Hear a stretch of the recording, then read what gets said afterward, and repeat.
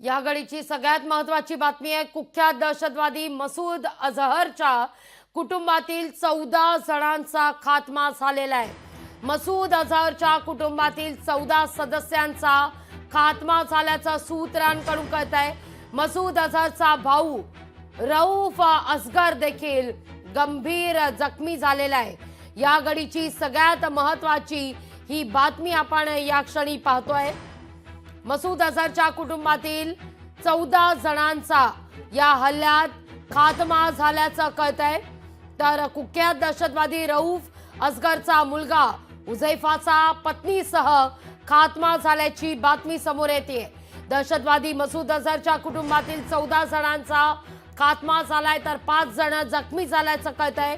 मसूद अझहरचा भाऊ रऊफ असगर देखील या ठिकाणी गंभीरपणे जखमी झाल्याची बातमी आता समोर येतेय।